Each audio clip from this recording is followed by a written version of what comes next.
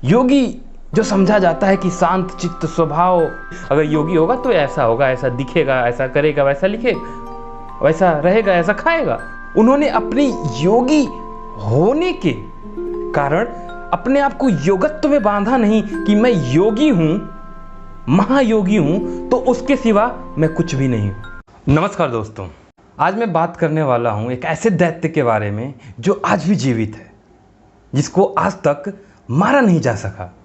जी हाँ, मैं बात कर रहा हूँ अपस्मार की। ये कहानी है शिव महापुराण से। माता पार्वती हठ में आकर महादेव से नाराज होकर वो अपनी स्मृति को भूल जाती हैं, अपने ज्ञान को भूल जाती हैं। उनके पास जो 10 महाविद्याएं होती हैं उनको वो भूल जाती हैं। तो उस समय एक दैत्य होता है अपस्मार, जिसको स्मृतिहीनता या बुद्धिहीनता का दैत्य भी बोला जा सकता है। माता पार्वती अपनी ज्ञान को भूल गईं, अपनी स्मृति को भूल गईं, तो अपस्मार ताकतवर हो गया। ये जनरली समाज में भी आज हो सकता है कि देखा जाए तो अगर कोई बहुत बुद्धिजीवी व्यक्ति बहकी बहकी बातें करने लगे या अच्छे अच्छे लोग अज्ञानता का प्रसार करने लगे तो समाज में अज्ञानता बहुत तेज़ी से बढ़ती है। तो माता पार्वती एक बहुत ही 10 महाविद्याओं की ज्ञानी थी। तो जब वो स्मृतिहीनता को प्राप्त करती हैं तो अपस्मार का ताकत बढ़ जाता है और वो जाके सीधे चैलेंज कर देता है महादेव को कि अब मैं इतना ताकतवर हो गया हूँ कि मैं अब आपको भी स्मृतिहीन और अज्ञानी बना दूंगा। अपस्मार ने बोला कि देखिए, अभी माता पार्वती के स्मृतिहीनता के कारण मैं ताकतवर हो चुका हूँ और मैं इतना ताकतवर हो चुका हूँ कि अब जैसे इतने बड़े लोग जब अज्ञानता की बात करते हैं या स्मृतिहीन हो जाते हैं तो मैं और लोगों को भी अज्ञानता और स्मृतिहीनता के रास्ते पे ढकेल सकता हूँ और इसकी शुरुआत मैं आपसे करने वाला हूँ। तो महादेव ने बोला कि मैं तुम्हें नष्ट कर दूंगा। तो अपस्मार ने बोला कि हंसने लगा, बोला कि महादेव, आप मुझे नष्ट नहीं कर सकते, क्योंकि वास्तविकता में अज्ञानता का कोई अस्तित्व नहीं होता है। अज्ञानता का अस्तित्व तभी है कि जहाँ पे ज्ञान चला जाए, और अपस्मार को मारने का मतलब है कि आप अज्ञानी लोगों को मार रहे हैं। तो महादेव वहाँ पे नटराज की भूमिका में आते हैं और आपको ने देखा भी होगा जो नटराज की जो स्टैचू या मूर्ति होती है उसके नीचे, पैरों के नीचे एक दैत्य को उन्होंने दबा के रखा है महादेव ने। वो अपस्मार ही है महादेव की मूर्ति के नीचे। ये अपस्मार किन लोगों पे अटैक कर सकता है और ये अपस्मार किन लोगों को अपने कब्जे में ले सकता है, अगर ये जानना हो तो देखिए कि अपस्मार का तर्क था कि महादेव, आप अपने आप को आदि योगी बोलते हैं, महाज्ञानी बोलते हैं, महायोगी बोलते हैं, और ये आपका घमंड है। और इस घमंड के नाते जो आपने अपनी एक पहचान बना रखी है, अपस्मार के हिसाब से कि जो आपने ये पहचान बना रखी है महायोगी का, इस घमंड के नाते मैं आपको बुद्धिहीन और स्मृतिहीन बना दूंगा। महादेव उस समय प्रसन्न होते हैं, बोलते हैं, अपस्मार, भले ही मैं आदि योगी या महायोगी हूँ या मैं इससे जाना जाता हूँ, पर मैं कभी अपने आप पे इस चीज़ को लेकर घमंड नहीं किया। योगी जो समझा जाता है कि शांत चित्त स्वभाव, सभी मोह माया से दूर, ये अपने जो योगी की छवि है उस समाज में, उस समय भी, अभी भी एक योगी की हमारे मन में छवि आती है। अगर योगी होगा तो ऐसा होगा, ऐसा दिखेगा, ऐसा करेगा, वैसा लिखेगा, वैसा रहेगा, ऐसा खाएगा। परंतु महादेव बोलते हैं, योगी होने के साथ जिसको तुम लोग, जिस समाज में नृत्य, जिसको तुम लोग बहुत हेय दृष्टि से देखते हो, कोई डांस करता है, कोई नृत्य करता है तो उसको नर्तकी और उसको समाज में बड़ी इज्जत की नज़र से तुम लोग नहीं देखते हो।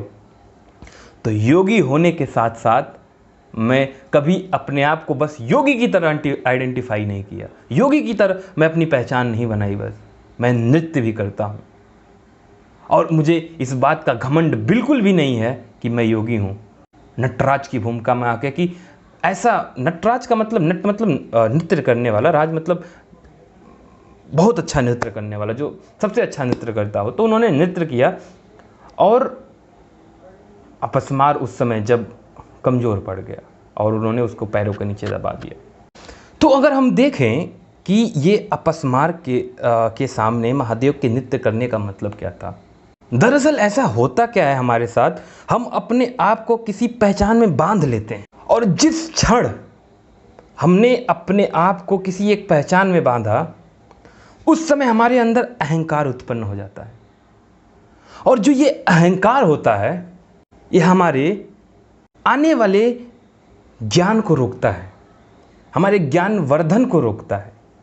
जिस वक्त हमें किसी भी चीज़ से आइडेंटिफाई कर लिया, जैसे मैंने मान लो आइडेंटिफाई कर लिया अपने आप को कि मैं एक इंजीनियर हूँ, तो मैंने अपने आप को अलग कर लिया सबसे कि मैं इंजीनियर के अलावा कुछ और हूँ ही नहीं। और जब इंजीनियरिंग के सापेक्ष में मैं कुछ नहीं कर पाया तो मुझे ऐसा प्रतीत होगा कि मैं फेलियर हूँ। बट क्या वास्तव में मैं बस इंजीनियर ही हूँ? या आप जो जिस चीज़ से भी अपने आप को आइडेंटिफाई करते हैं, एक छात्र के तौर पे, एक नौकरी करने वाले के तौर पे, तो क्या बस आप वही हैं? तो जब तक आप अपने आप को किसी आइडेंटिटी, किसी पहचान के रूप में बांध लेंगे, उस क्षण से ही अपस्मार आप पे हावी हो जाएगा। तो इस कहानी से हमें क्या सीख मिलती है? महादेव अगर महायोगी भी हैं तो साथ में नटराज भी हैं। उन्होंने अपने योगी होने के कारण अपने आप को योगत्व में बांधा नहीं कि मैं योगी हूं, महायोगी हूं, तो उसके सिवा मैं कुछ भी नहीं हूं। तो आपके अंदर योगी होने का अहंकार तुरंत खत्म हो जाएगा। और जब अहंकार खत्म हो जाएगा तो आप पे कोई अपस्मार, कोई भी दैत्य आक्रमण नहीं कर पाएगा। अपस्मार के आक्रमण करने का मतलब सिर्फ इतना सा ही है, अहंकार या अपनी किसी क्षणिक इच्छाओं की वजह से कुछ ऐसा कदम उठाएंगे, उस वक्त ही अज्ञानता के रास्ते पे चल देंगे। और याद रखिएगा, अपस्मार को कभी मारा नहीं जा सकता, उस पर बस नियंत्रण किया जा सकता है कॉन्टिन्यूअस एफर्ट से, बिना किसी आइडेंटिटी में अपने आप को बांधे हुए। तो आशा करता हूँ कि इस कहानी से आपको कुछ ना कुछ अवश्य सीख मिली होगी। और अगर ये आपके जीवन में कुछ बदलाव लाता है, आपके सोचने समझने की प्रक्रिया में कुछ बदलाव लाता है, तो मुझे बहुत खुशी होगी। अगर आपको ये अच्छा लगा हो तो कमेंट करके मुझे अवश्य बताएं, मुझे खुशी होगी। और अपने मित्रों, अपने दोस्तों, अपने सगे संबंधियों तक भी इस बात को आगे ले जाएं। हमें अपस्मार के नियंत्रण में नहीं आना है, लगातार सीखते रहना है और कभी भी अहंकार को उत्पन्न नहीं होने देना है। ये भूल जाइए कि आप जो हैं वो हैं। आप जो अपने आप को मानते हैं, आप उसके अलावा भी बहुत कुछ हैं।